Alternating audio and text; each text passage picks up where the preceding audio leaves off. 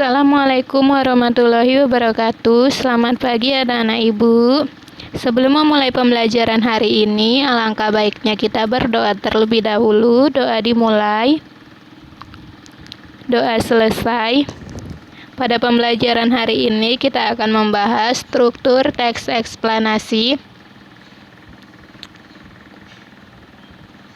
Teks ini memiliki struktur ataupun karakteristik sebagai berikut. Pertama itu ada identifikasi fenomena, yaitu berisi mengenai penjelasan umum tentang fenomena yang akan dibahas, bisa berupa pengenalan fenomena tersebut atau penjelasannya.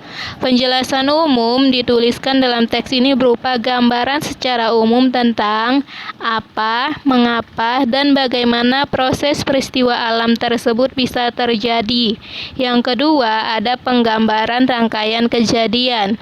Ini berisi mengenai penjelasan proses mengapa fenomena tersebut bisa terjadi atau tercipta dan bisa terdiri dari lebih dari satu paragraf. Deretan penjelas mendeskripsikan dan merincikan penyebab dan akibat dari sebuah bencana alam yang terjadi. Penggambaran rangkaian kejadian memerinci proses kejadian yang relevan dengan fenomena yang diterangkan sebagai pernyataan atas bagaimana atau mengapa.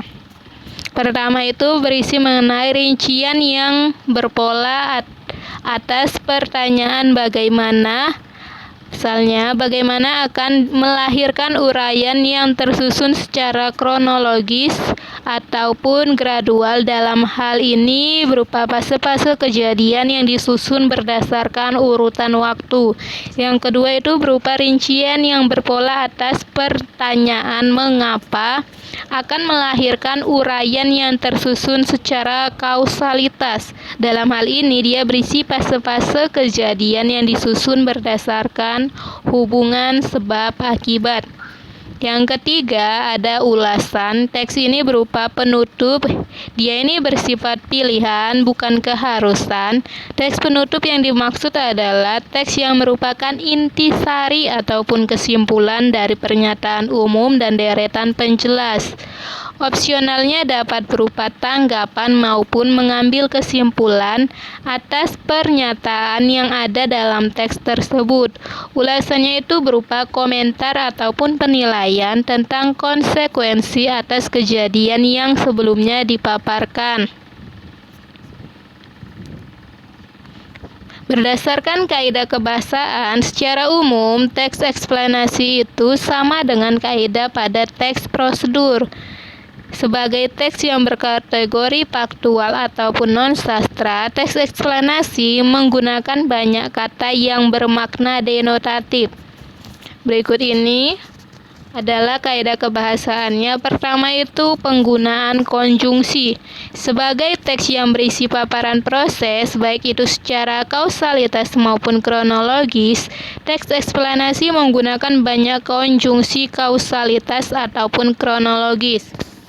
Konjungsi kausalitas antara lain itu adalah sebab, karena, oleh sebab itu, oleh karena itu, sehingga. Contohnya, ada beberapa faktor yang paling mendasar yang menjadi penyebab terjadinya pengangguran. Pengangguran biasanya terjadi karena adanya kesenjangan antara pencari kerja dan kesempatan kerja.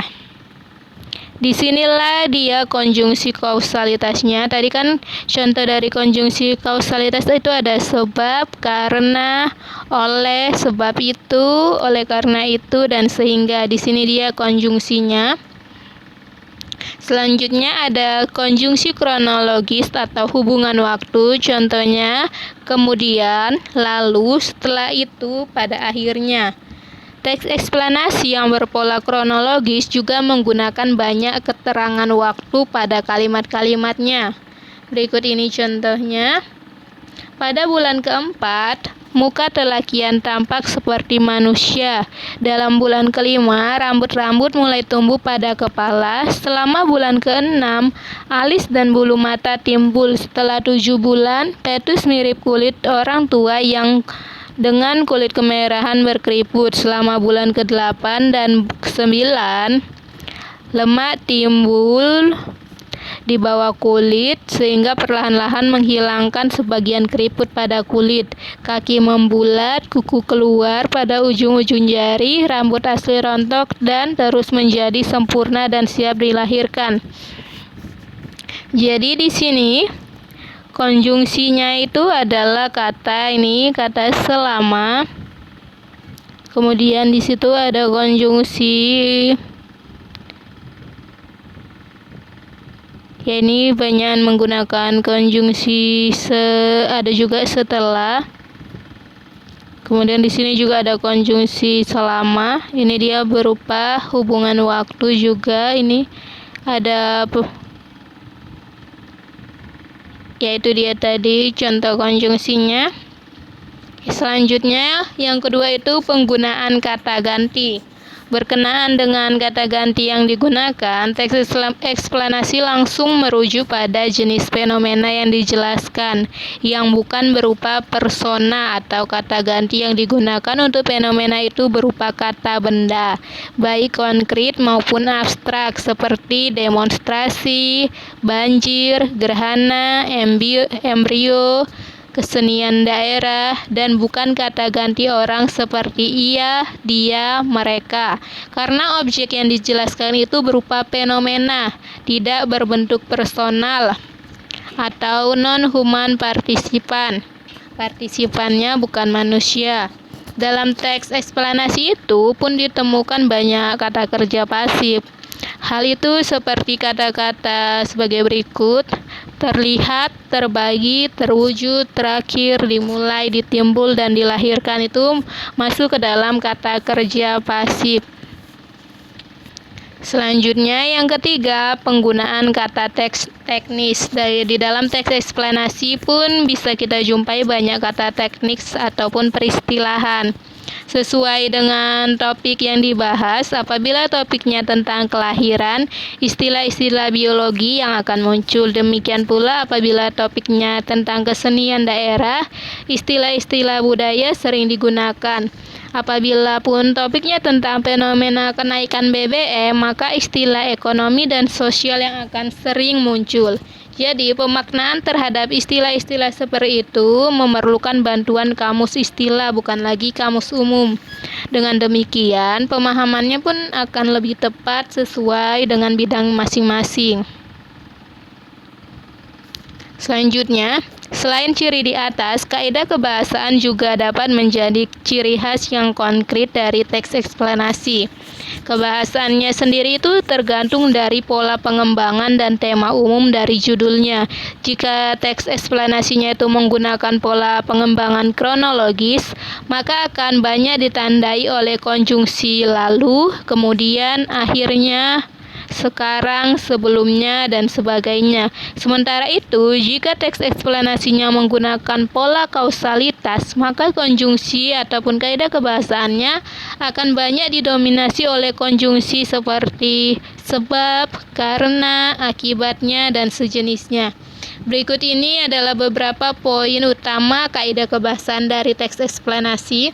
Pertama, pola pengembangan kronologis akan banyak menggunakan konjungsi kronologis seperti kemudian, akhirnya, selanjutnya, sekarang, sebelumnya, dan sejenisnya. Kedua, pola pengembangan kausalitas ataupun sebab akibat akan memiliki konjungsi kausalitas seperti sebab, karena, akibatnya, dan sejenisnya. Yang ketiga, menggunakan kata peristilahan atau teknis seperti industri pariwisata, otomotif, sektor pertanian, dan sebagainya. Yang kelima, menggunakan kata kerja tindakan jika berisi suatu tindakan yang objeknya berupa alam ataupun fenomena sosial budaya, seperti bepergian, berwisata, mengajak, berkunjung, dan berjalan-jalan. Yang keenam itu dia cenderung lebih banyak menggunakan kalimat pasif. Selanjutnya kita akan bahas mengenai memproduksi teks eksplanasi. Untuk dapat memproduksi atau menyusun teks eksplanasi dengan baik, perlu diawali dengan penentuan topik yang dianggap penting dan menarik untuk dibahas, baik itu berkenaan dengan fenomena alam, sosial, maupun budaya, diikuti dengan penyusunan kerangka, pengumpulan bahan, pengembangan kerangka, dan diakhiri dengan kegiatan penyuntingan. Berikut ini langkah-langkahnya. Yang pertama, menentukan topik yang berupa proses terjadinya suatu fenomena, baik alam, sosial, maupun budaya. Yang kedua, mendaftar topik-topik sebagai ruang lingkupnya sesuai dengan topik utama. Yang ketiga, menyusun kerangka teks, yaitu dengan menomori topik-topik itu sesuai dengan struktur baku dari teks eksplanasi, yang paragraf-paragrafnya bisa disusun secara kausalitas ataupun kronologis.